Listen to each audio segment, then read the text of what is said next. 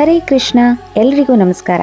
ಪುತ್ರಕಾಮೇಷ್ಟಿ ಯಾಗ. ಪುತ್ರಕಾಮೇಷ್ಟಿ ಯಾಗವು ಹಿಂದೂ ಧರ್ಮದಲ್ಲಿ ಸಂತಾನ ಭಾಗ್ಯವಿಲ್ಲದ ದಂಪತಿಗಳು ಉತ್ತಮ ಮಕ್ಕಳನ್ನು ಪಡೆಯುವ ಅತ್ಯಂತ ಪವಿತ್ರವಾದ ಹಾಗೆ ಪ್ರಾಚೀನವಾದ ಯಾಗ.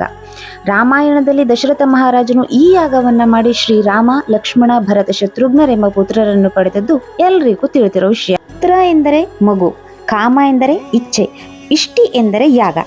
ಅಂದರೆ ಪುತ್ರ ಸಂತಾನದ ಬಯಕೆಗಾಗಿ ಮಾಡುವ ಯಾಗವೇ ಪುತ್ರಕಾಮೇಷ್ಟಿ ಯಾಗ.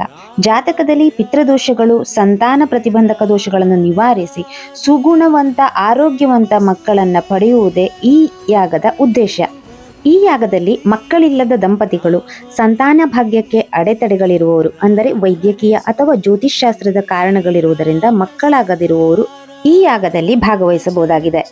ಇಂತಹ ಪ್ರಾಚೀನವಾದ ಅತ್ಯಂತ ಪವಿತ್ರವಾದ ಮಹಾಯಾಗ ಪುತ್ರಕಾಮೇಷ್ಟಿ ಮಹಾಯಾಗವು ನಮ್ಮ ಕರ್ನಾಟಕದ ಉತ್ತರ ಕನ್ನಡ ಜಿಲ್ಲೆಯ ಹೊನ್ನಾವರ ತಾಲೂಕಿನ ಶ್ರೀ ಕ್ಷೇತ್ರ ಬೊಂಡೂರೇಶ್ವರಿ ದೇವಾಲಯದಲ್ಲಿ ಇದೇ ಜನವರಿ 16, 17, 18 3 ದಿನಗಳ ಕಾಲ ನಡೆಯಲಿದೆ. ಮಕ್ಕಳಿಲ್ಲದ ದಂಪತಿಗಳು, ಸಂತಾನ ಭಾಗ್ಯಕ್ಕೆ ಅಡೆತಡೆಗಳಿರುವವರು, ಉತ್ತಮ ಗುಣನಡತೆಯುಳ್ಳ ಮಕ್ಕಳನ್ನು ಬಯಸುವವರು ಈ ಪುತ್ರಕಾಮೇಷ್ಟಿ ಮಹಾಯಾಗದಲ್ಲಿ ಪಾಲ್ಗೊಂಡು ಸಂತಾನ ಭಾಗ್ಯವನ್ನು ಪಡೆಯಬೇಕಾಗಿ ಈ ಮೂಲಕ ಕೇಳಿಕೊಳ್ಳುತ್ತೇವೆ. ಧನ್ಯವಾದಗಳು.